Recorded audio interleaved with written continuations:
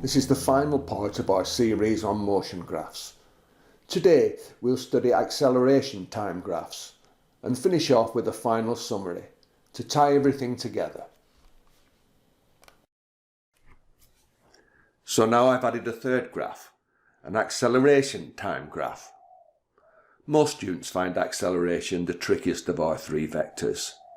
For instance, when I say an acceleration of 1 meter per second means that the velocity is increasing by 1 meter per second every second, it's not crystal clear. I'm going to use the simulation to try and get that idea across. I'm going to set the acceleration here at a constant 1 meter per second. So when I press the start button, what will the three graphs look like? Are you ready? Here we go.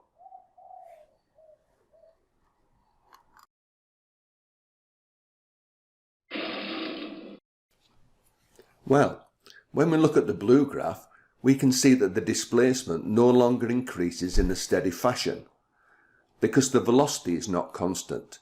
It's getting bigger and bigger as the man accelerates. At the beginning, here for instance, the gradient is small, indicating a small velocity. As shown here. What's that, about 1.3 meters per second? Towards the end, we have a bigger gradient, which means a bigger velocity, as we see here. That's about 3.7 meters per second, I think. So how do we get the velocity from the blue line if it's a curve? Well, the velocity at any instant can always be obtained from the gradient. It's only a little more complex. We now have to draw a tangent to the curve at that point and then find the gradient of that. Still using rise over run in the same way. The red graph shows a steady increase in velocity over time because the acceleration was constant. The slope or gradient of this graph is equal to the change of velocity divided by the time, which is equal to the acceleration. We can check this out by finding the rise over the run for the first 4 seconds. As we already knew, the acceleration is confirmed at 1 meter per second.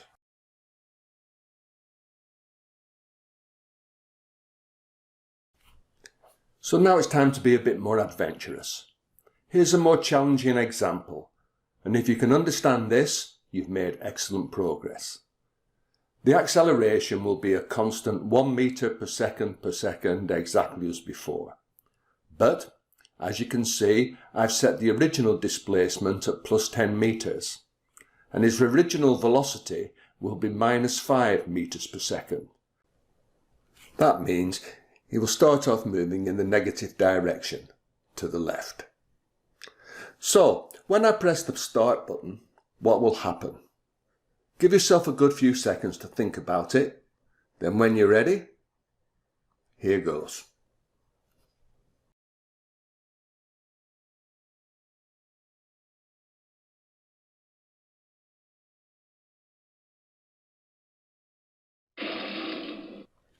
Okay, let's try and interpret that.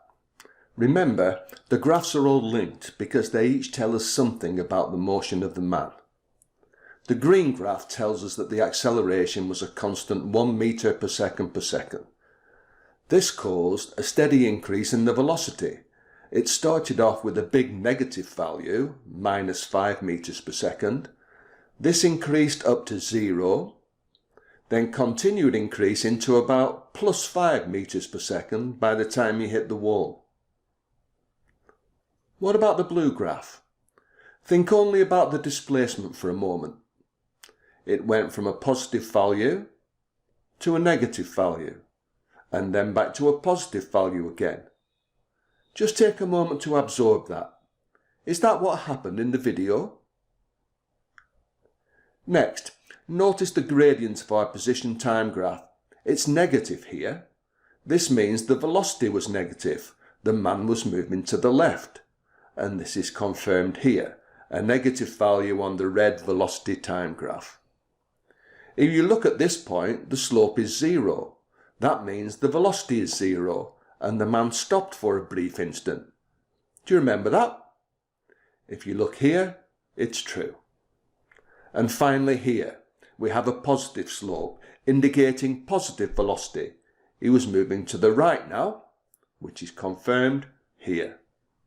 Remember, you can stop the video anytime if you need to have a good think. Actually, here's something better. Let's have an action replay. Let's watch it again.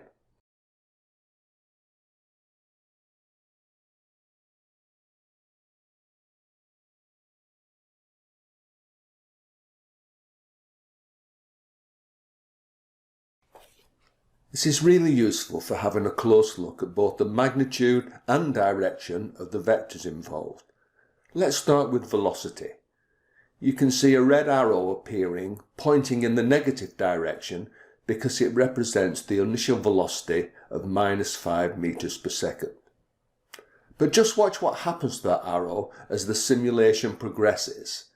It's -5, then -3, -1, 0 meters per second, then +1, +3, and about +5 when he slams into the wall. Acceleration next, a green arrow in the positive direction representing 1 meter per second +1, +1, +1, all the way through. But just watch what happens when he hits the wall. Did you see that? For a brief instant there was a massive arrow in the negative direction, representing a massive deceleration when he hits the wall. The velocity fell from about 5 meters per second to 0 in almost no time at all. Okay, one last chance to watch and think. It's really interesting to see the two vectors together. Think about how the green unchanging acceleration arrow affects the red velocity arrow, controlling what happens every step of the way. It looks complex, but all that's happening is that the velocity is steadily getting bigger and bigger. So first he slows down until he stops.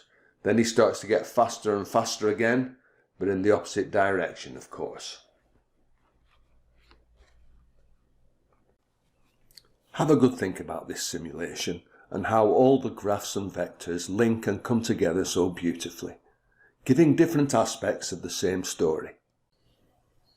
It's important stuff. Just to complete the story, let's take our equation for acceleration. We can rearrange it like this. The change in velocity is equal to the acceleration multiplied by the time interval being considered. In this case, let's consider the first 5 seconds of the motion.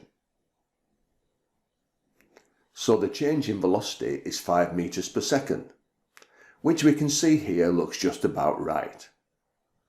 Notice too that the area under the graph for the first 5 seconds gives the same result.